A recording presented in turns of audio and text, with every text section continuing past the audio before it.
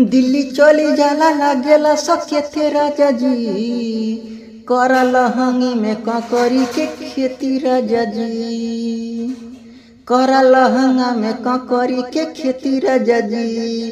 रउए ने सब धनबाजी करी चाहे छोड़ी, करा लहंगे में ककरी के खेती राजा जी।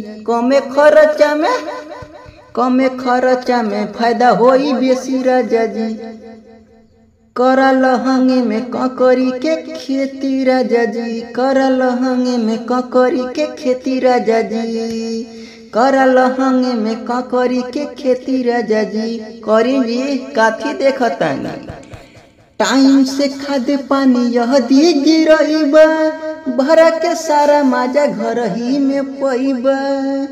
टाइम से खाद पानी यह दी गिरइबा, भरा के सारा माजा घर ही में पइबा।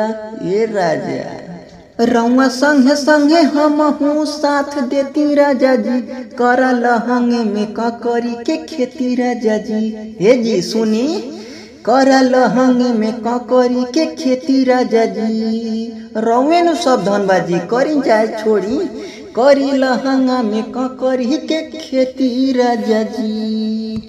विशाल टिंकू बनल बाटे तोहरी, कमे मेहनत में मन भर फहरी। टिंकू आशीष बनल बाटे ई तोहरी, कमे ई मेहनत में मन भर फरी। विकास जनी देही अकेले सी राजा जी, करी लहंगे में ककरी के खेती राजा जी, करी लहंगे में ककरी के खेती राजा जी। अरे बहुत फरी, करी लहंगे में ककरी के खेती राजा जी। करी रंगे नुबा।